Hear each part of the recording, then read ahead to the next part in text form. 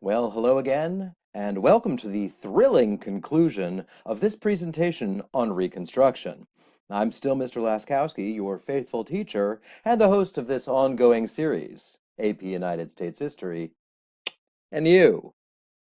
When we last left our story, President Johnson had humiliated himself with his swing around the circle, and now Republicans in Congress were poised to impose their own, much harsher version of Reconstruction. Let's see what happens next.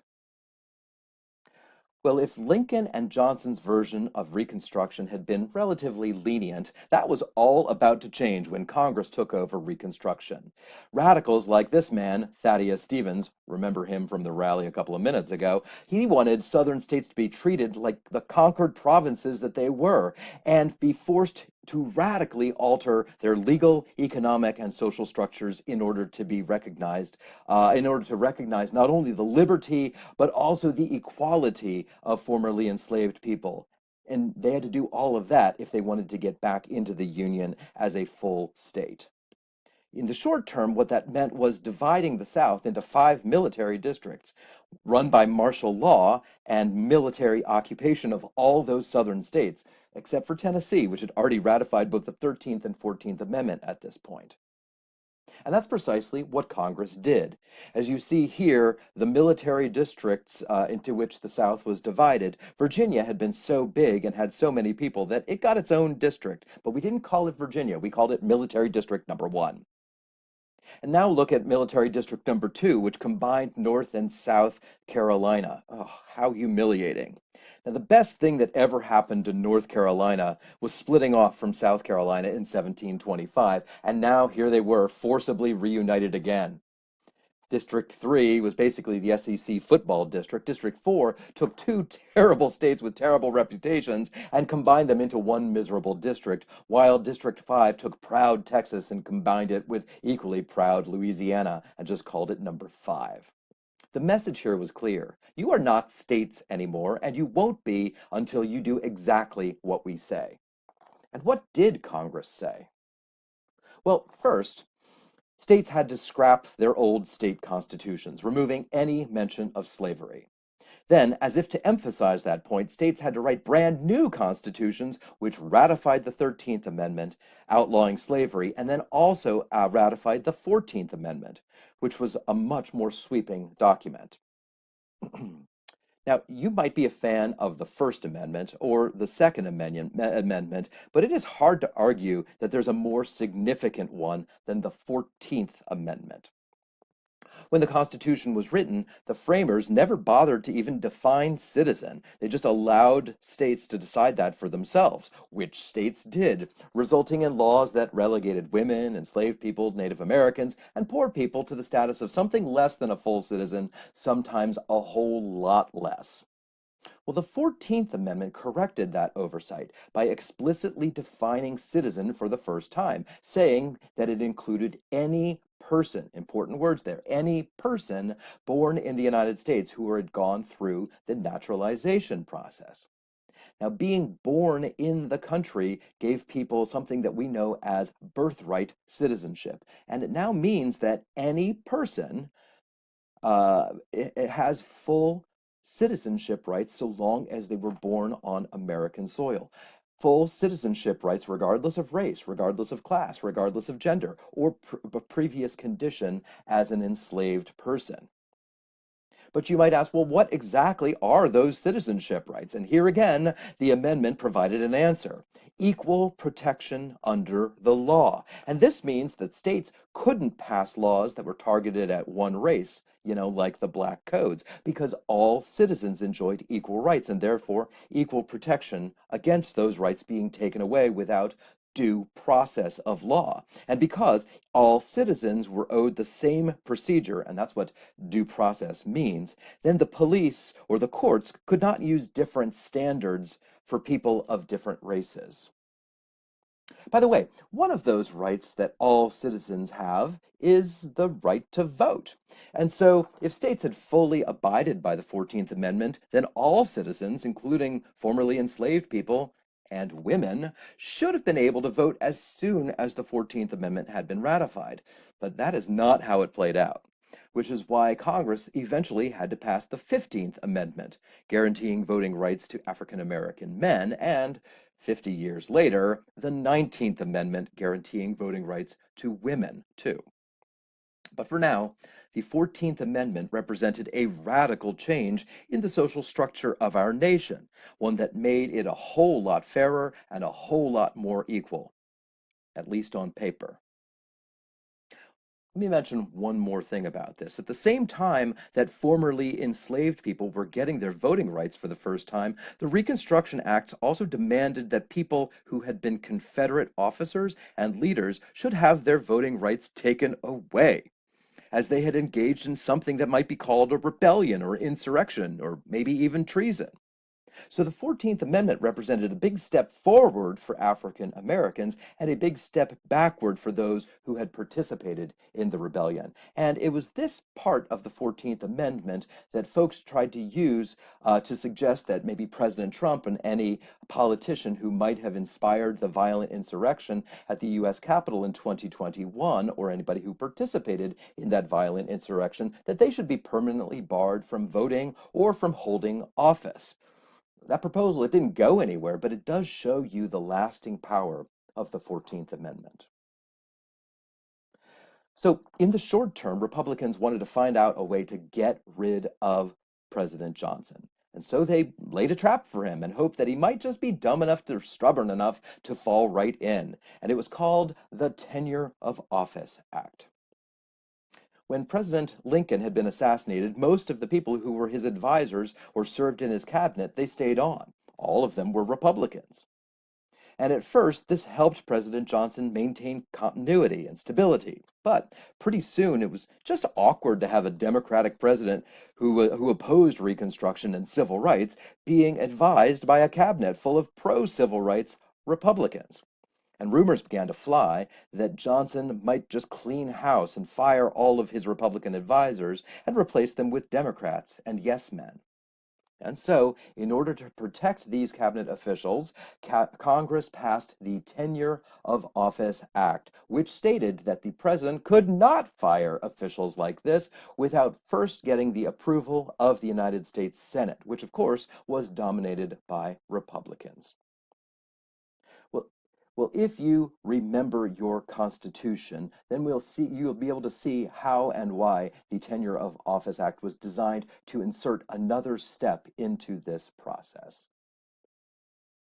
Because in the Constitution, it says that one of the president's powers is to appoint officials and people to positions of power, including the Supreme Court or ambassadorships or the cabinet. You might also recall that the Senate has a role to play in this hiring process. To protect against abuses of power, the kind that let Emperor Caligula name his horse as a consul in the Roman Senate, the Constitution stated that presidents could appoint officials with the advice and consent of the Senate. And so an appointee would have to appear before the Senate, and so long as they were qualified, the person could take office. It's a check on presidential power, but one that is only used just to make sure that the president doesn't appoint a family member or a particularly delicious plate of spaghetti to a position of power. Once that person is approved, the Senate's role is pretty much done, and the official serves at the pleasure of the president. If the president then decides to fire that official, that's it. The official is fired. Grab your things and get out. Radical Republicans in Congress worried that giving the president such broad firing powers might tempt Johnson to use those powers and just get rid of their Republican friends in the cabinet.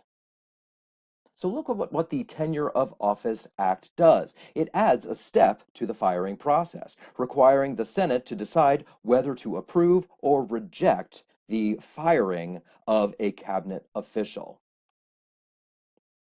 If the Senate approved, well, then the person was fired. But if it didn't approve, then the person would continue to serve for the rest of the term. That is the tenure during which the president was in office, hence the name of the law. Well, you might wonder, is this constitutional? Maybe so, because Congress deemed it necessary and proper to pass the law. Or maybe not, because it adds to Congress a power that was not specifically stated in the Constitution. I wonder who could answer this question for us. Well, the Supreme Court, of course, but the only way for an issue to appear before the Supreme Court would be if there were a specific case to rule on.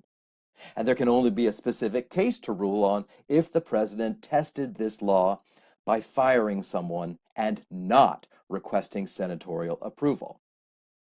In other words, this was a law aimed at one person, the president, and the only way to determine whether or not it was constitutional would be for the president to break this law and have it decided at the Supreme Court.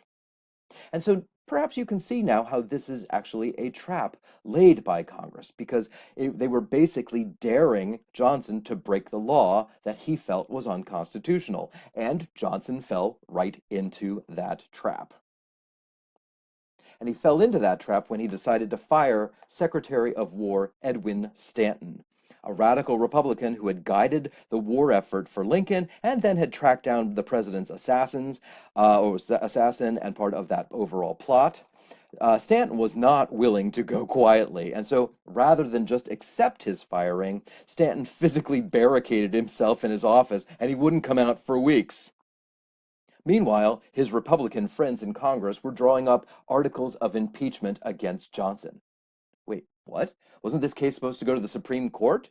Yes, that's what should have happened, but in the minds of Republicans in Congress, the President of the United States, who had sworn an oath to uphold the Constitution and abide by the laws, he had just broken the law. Was it treason? No. Was it bribery? No. Was it a high crime and misdemeanor? Well, to people in Congress, yes. Yes, it was. And so before anyone knew it, President Johnson had become the first president to be impeached. In all, the House of Representatives issued 11 articles of impeachment against President Johnson. 11 articles. Essentially, all of them are centered around the fact that he had done this one thing, which was trying to fire Edwin Stanton. And so Johnson was impeached for trying to fire Stanton and trying to replace Stanton and trying to evict Stanton for trying to take powers away from Stanton, all in violation of the Tenure of Office Act. And there was one other charge which claimed that during his swing around the circle, the president, and I quote here, quote, did make and declare with a loud voice certain intemperate, inflammatory, and scandalous harangues, and therein utter loud threats and bitter menaces, as well against Congress and as the laws of the United States, amid the cries, jeers, and laughter of the multitudes then assembled in hearing. Take note of that phrase, in a loud voice, because it was a coded language message saying Johnson was doing this being publicly drunk. So firing Edwin Stanton, or at least trying to, making a drunken speech, were any of these things actually high crimes and misdemeanors? Well, that would be something for the United States Senate to determine in a trial. Now, there were 45 Republicans in the Senate at the time, far more than the 36 needed to convict and remove Johnson. If the party had just stuck together, they would have easily won the case. However, quickly things started to fall apart. The sheer number of charges, each essentially restating the other ones, made it seem like the Republicans were trying to spin one action into 11 separate offenses. And then those defending Johnson reminded the senators that the president had violated the act because he thought it was unconstitutional, and that he felt that he was within his rights to have the matter settled by the Supreme Court, not by the Senate. And so one by one, Republicans lost votes until the final tally, when 19 voted to acquit and 35 voted to convict. Now, 35 is a lot of votes, but it's one short of the 36 number needed to kick Johnson out of office. And so President Andrew Johnson was acquitted. 88 years later, Senator John F. Kennedy wrote the book Profiles in Courage, in which he described 8 moments in the history of the United States Senate when people took a courageous stand. And one of those chapters was dedicated to Edmund Ross, one of the Republican senators who defied his party and voted to acquit Johnson because he thought it was the right thing to do, even if he paid a political price for it. Kennedy would go on to win the Pulitzer Prize for that book, even though, shh, don't tell anyone, it was mostly written by his speechwriter Ted Sorensen. But that book that he wrote helped to catapult John F. Kennedy into the presidency in the election of 1960. And so in the end, Andrew Johnson didn't get removed from office, and he did get to serve out the 10 miserable last months of his presidency before going back to Tennessee and dying in disgrace as the first president to be impeached. And he was largely forgotten, but not by the state of North Carolina. In 1948, 80 years after the impeachment trial of Andrew Johnson, the state decided to place this weird statue in front of the state capitol building. Called Presidents North Carolina Gave the Nation, it depicts 3 people who were not actually from North Carolina. They were all actually from Tennessee, and they were also not necessarily worth remembering. Those 3 people were Andrew Jackson, James K. Polk, and yes, Andrew Johnson. Now, in this statue, which you can visit if you go downtown, Jackson was credited with revitalizing American democracy, which, given everything we talked about in Crisis 1 of the Jackson Game, is at least arguably true. Polk was credited with enlarging the nation's border, which, due to the Oregon Treaty and the Mexican War, was definitely true. But what about Johnson? He defended the Constitution? Did he? Only if you believe that he was taking a principled stand against Congress when he violated the Tenure of Office Act. But to those who watched in horror as he undermined Reconstruction efforts and then let Southern states essentially deny rights to newly freed people, it's harder to say that he was the defender of the Constitution. But I will let you decide that for yourself. And so we had our first presidential impeachment, which didn't exactly succeed, but Congress was still in charge of rebuilding that American sandcastle. So you have to ask yourself, what were the short-term effects of congressional reconstruction? Well, the first and most obvious is the unbalancing of power between Congress and the president. When Lincoln was alive, the president was at least as powerful as Congress, maybe even a little more powerful. But with impeachment, that balance shifted dramatically in favor of Congress. And it should be said that that scale came one senator's vote against conviction away from having the scale be broken entirely. But this unbalanced scale would stay that way for the next several decades, which is why people don't really remember the presidents of the late 1800s. Hayes? Who? Garfield? Why? Arthur? What? Cleveland? And Harrison. So, Cleveland again. Really? None of these people matter because they were not the ones calling the shots. Congress was. But let's not forget that some of the important work that Congress did during this time, passing and getting ratified 3 constitutional amendments, ones that ended slavery, ones that guaranteed citizenship rights, and one that protected voting rights. Politicians come and go, but those amendments were built to last. And let's also not forget that during this brief time when the Republican Party absolutely dominated the South, admittedly, it only happened because the military occupation, which protected the votes of newly freed people and took away the votes of former rebels, but it was real. And some Northerners came down to profit off of these opportunities in the South that they found by aligning with these occupation Republican state governments. And these are people that were derisively referred to as carpetbaggers coming from the North to profit off of occupation.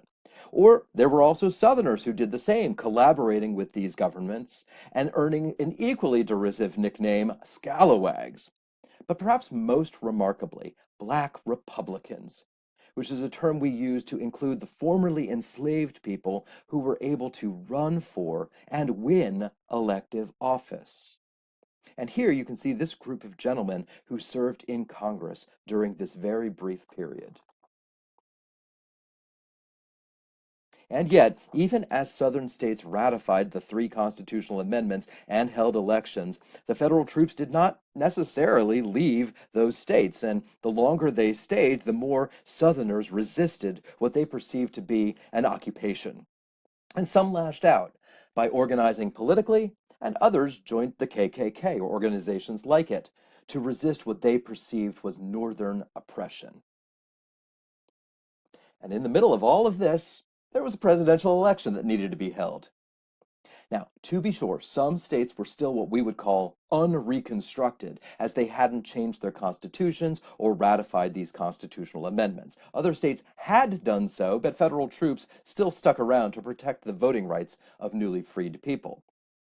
But when it came to naming presidential candidates, the two main political parties could not have been moving in more different directions.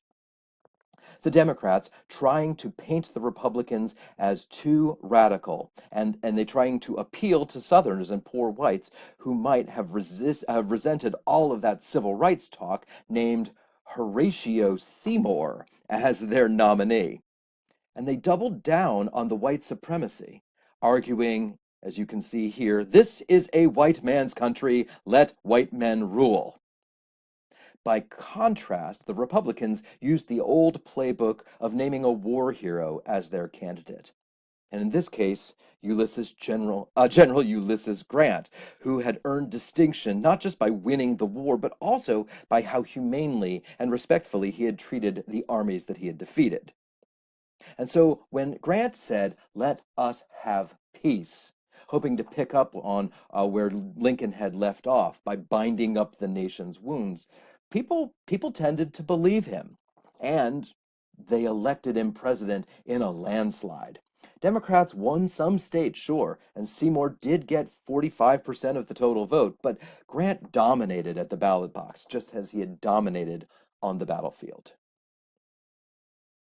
Now, for all of Grant's conciliatory talk, he quickly found that the problems of Reconstruction were huge and not getting any smaller.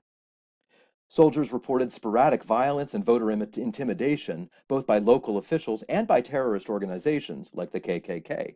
Clearly, Grant couldn't just end Reconstruction and take troops out of the South, at least not yet. And this is how we got two big laws passed by Congress.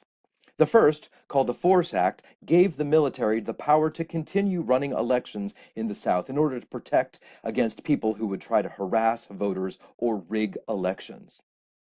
And the second was the KKK Act, which targeted groups that used violence and intimidation to terrorize the population of newly freed people in the South. And this second act essentially forced the KKK to disband, or at least go underground for a couple years.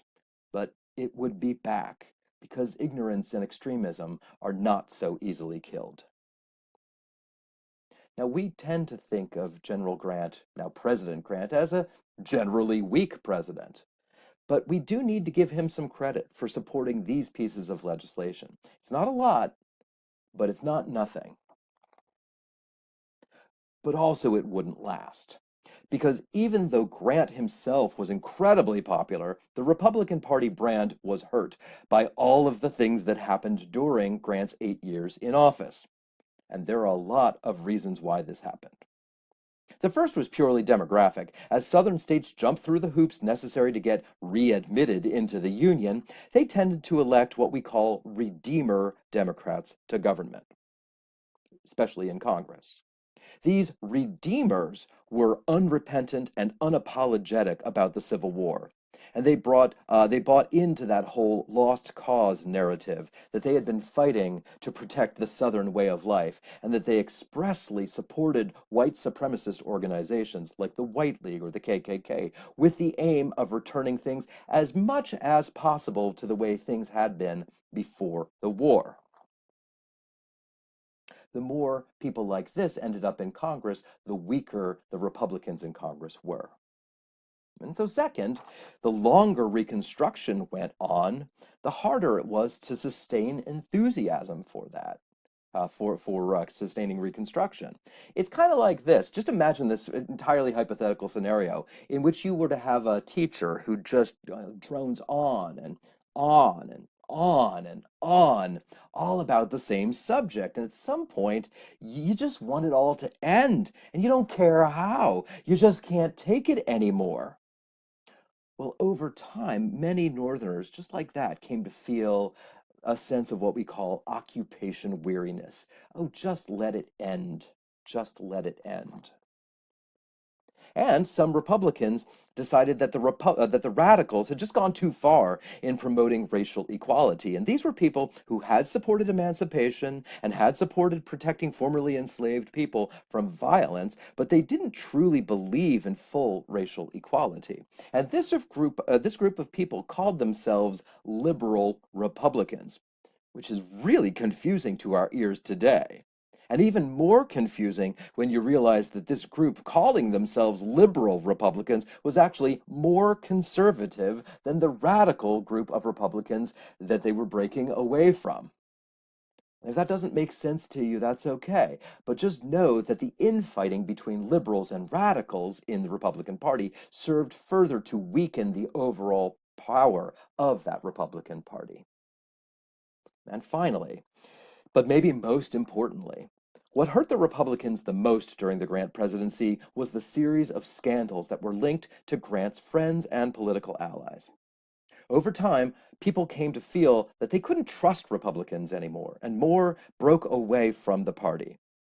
So let's talk a bit more about each of these major scandals of the Grant administration. And as we look at the scandals, consider whether Grant himself was involved or whether it was the people with whom he surrounded himself. Either way, the scandals would diminish Grant's score on the Schlesinger scale of presidential greatness. And there would be so many of these scandals that people would start to refer to the Grant presidency as the era of good stealings. And it starts in 1869 when these men, James Fisk and Jay Gould, men who had made their fortunes in railroads and banking, wanted to compound that wealth by buying up enough of the nation's gold supply that they could essentially control the price of gold, or to use a business term here, they could corner the market in gold. Now, when he had come to office, President Grant had tried to bring down the nation's debt by selling off millions of dollars of gold bars each week, and therefore adding to the profit and adding that profit to the treasury and being able to pay down the debt. But the more gold that was in supply, the lower the price went, and this hurt people who had who held their wealth in gold. And so Fisk and Gould, they conspired with Abel Corbin, who was President Grant's brother-in-law, to convince Grant to stop selling off that gold. And then during that pause, the conspirators would buy up as much of the gold as was left on the market. And so scarcity ended up driving up the price. The plan worked for a while at least, and in just a couple of days, Fisk and Gould made millions of dollars. But when Grant found out what was happening, he suddenly ordered that the government should sell lots and lots more gold, and that drove down the price of gold because it added to the supply. And so in the end, Fisk and Gould's plan to corner the market in gold totally failed, and the economy was hurt by these wild price fluctuations.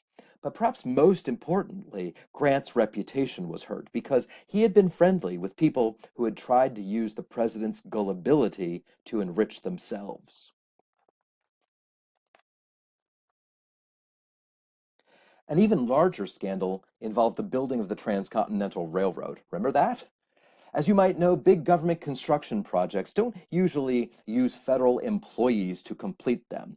For instance, the folks repairing Interstate 440 or working to complete the 540 loop around Raleigh, they aren't employed by the government directly. They're parts of private construction companies that bid on projects. Essentially, they'll say, I'll build that road for $50 million. And if another company says, I'll build it for $45 million, the government will usually take the lower bid. The company gets the profit, and the government gets its project completed. Well, such was the case in the building of the Transcontinental Railroad, which was at the time the biggest construction project in American history. The companies that bid on these immense jobs stood to make truly ridiculous amounts of money on them, so they weren't above bribing officials and members of Congress to make sure that they won those contracts. And that is what happened here, as people associated with the Union Pacific Railroad bribed several members. I'll say that again, bribed several members of Congress with cash or by offering them kickbacks in order to secure these contracts. And if you don't know, a kickback is what happens when a contract is awarded and then the company then they secretly send some of that money that they had earned from that contract, kicking it back, if you will, to the very people who gave them the contract in the first place. And sometimes this kickback would take the form of cash payments, or sometimes representatives might receive shares in the company that handled all of the money and financing for the Union Pacific Railroad. It was a company called Credit Mobilier of America, hence the name of the scandal. Well, and in the end, the railroad that they built across the country cost about $50 million to build, but Credit Mobilier ended up charging the government about $94 million, pocketing the extra $44 million in extra money and paying off politicians essentially to look the other way. Lots of people got very, very rich, and when the scandal broke, the politicians who had profited from it were accused of corruption. I wonder why. The list of corrupt politicians included numerous members of the Republican Party, including leaders of that party, and even Grant's vice president, Schuyler Colfax. Was Grant himself hurt by this scandal? Yeah, not directly, but the Republican Party that he led certainly took a hit. One last big scandal to finish things off, the whiskey ring. You might remember how back in the 1790s, whiskey producers didn't want to pay taxes on their products, and they threatened rebellion against George Washington. Well, we remember how that turned out, and whiskey producers had therefore been quietly paying their taxes ever since. But by the time that Grant was president, they realized that it would be just a lot easier and cheaper just to bribe the tax collectors. People all the way up the chain of command got paid essentially to look the other way. And when this scandal broke in 1875, Americans were appropriately angry, and they blamed Republicans for appointing these corrupt officials, and Republicans who themselves benefited financially from the corruption.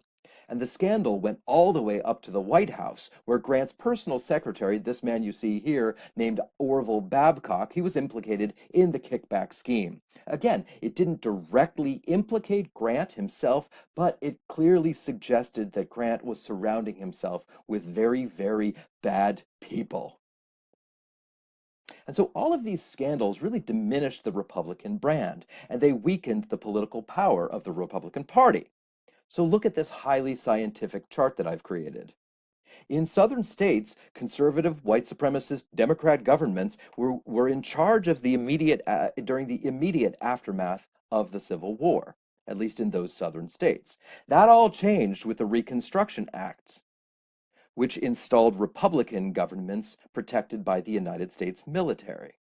Over time, though, as states jumped through those hoops necessary to be readmitted into the Union, and acts, events, and scandals that made the Republican Party look too extreme, inept, or corrupt, those Democratic majorities ended up returning to Southern states in the years leading up to the election of 1876. A few states still had federal troops in them, but essentially the Redeemer Southern governments were in charge in these states, and they had a greater voice in Congress. And they thought that they might be able to put a Democrat in the White House for the first time in 16 years. But how would Republicans respond to this? For a while, it looked like President Grant himself might break with tradition and run for a third term as president. And despite all of the scandals, the old war hero himself was still pretty popular. But eventually, Grant did decide to step aside, and this opened the door for one of the most contentious presidential campaigns in American history. The race pitted Rutherford B. Hayes, the governor of Ohio, against Samuel Tilden, the governor of New York. Nominating state governors instead of Washington insiders like senators or representatives shows just how much the scandals had hurt the reputation of Washington politicians. People thought, well, let's get an outsider to come on in here and clean up Washington. And so when the votes were counted in this election, Samuel Tilden was the winner, both in the popular vote and in the Electoral College. All hail President-elect Samuel Tilden. But when Republicans, shocked and disbelieving that their party could have actually lost an election, when they began looking around for ways to contest the results of this election, they claimed voter fraud and voter intimidation, especially in the South, where members of the military in places like Louisiana, South Carolina, and Florida reported widespread efforts to threaten and terrorize black voters, or just rig the election results. Republicans figured if the results in those states couldn't be trusted, maybe Democrats shouldn't be rewarded with their electoral votes. And so a plan was hatched, a plan that would contest the results in those three states and flip them to the Republicans. And then, for good measure, take one electoral vote that the Democrats had won in Oregon. And then, if they did that, Hayes could get those 20 new electoral votes, adding to his total, bringing it to 185, while Tilden would lose those 20 electoral votes and end up with 184. Doing this would make Hayes the winner by one electoral vote. And if it sounds like the Republicans are trying to steal an election that they lost, it's because that's exactly what was happening here. To be sure, there had been voter suppression and intimidation in those three southern states, which is why the Republicans would cry foul. But Democrats did essentially say, scoreboard, and also claimed victory in this election. And so, in a scene mildly reminiscent of the 2020 election, when the losing candidate claimed victory and then tried to figure out a way to flip the election, the Republican Party in 1876 insisted that those 20 electoral votes belonged in Hayes's column, and they insisted on a full investigation.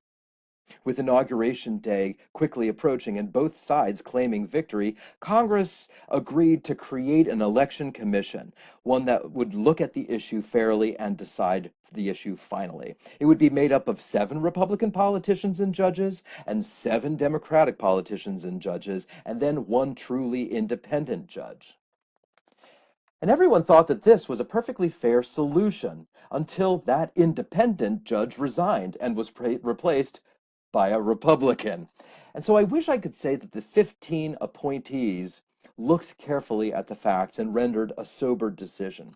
But I can't say that in all honesty. In the end, the 8 Republican appointees decided that Hayes should get all 20 of those electoral votes, and the 7 Democratic appointees thought that Tilden should get all 20 electoral votes. And now Congress had to decide whether or not to accept the decision of this election commission.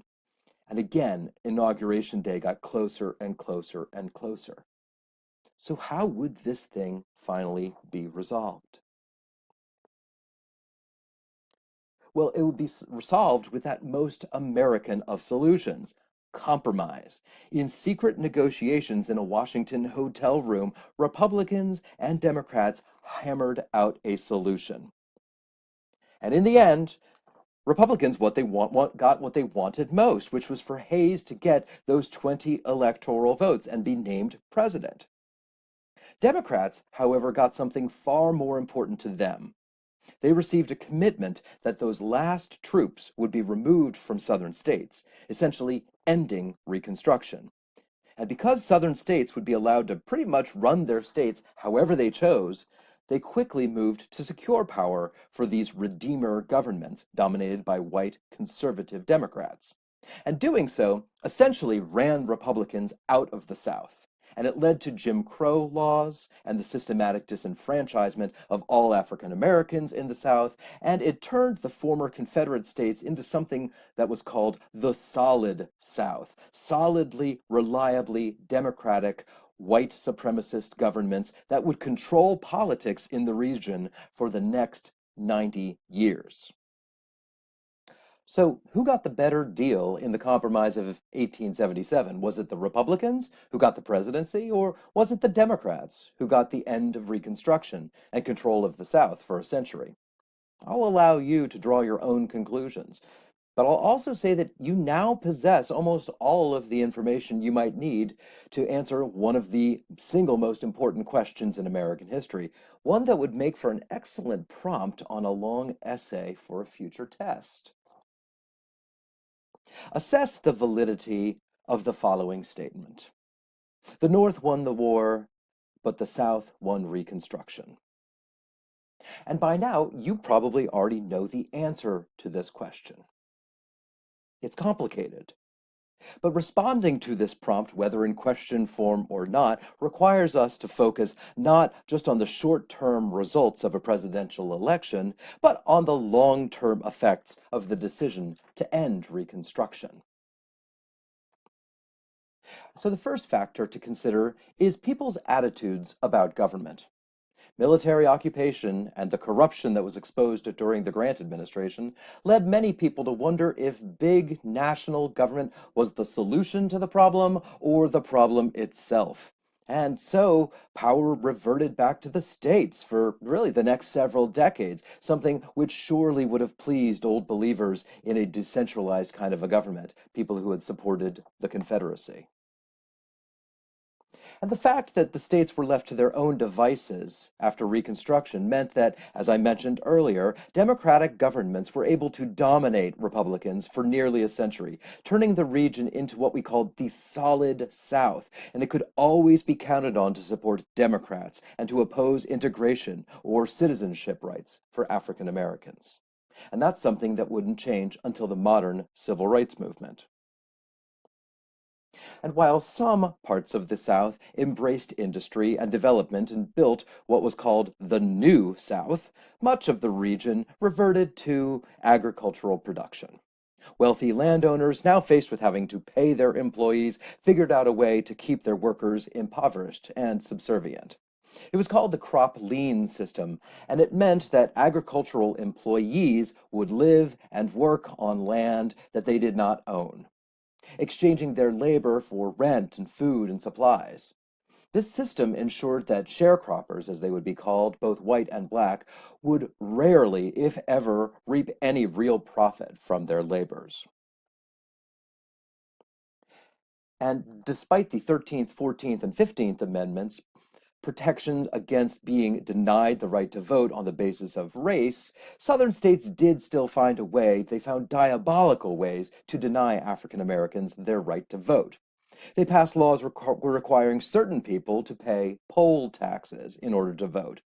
And so sharecroppers who had hardly any money at all could not possibly afford to do this, and so they ended up not being able to vote.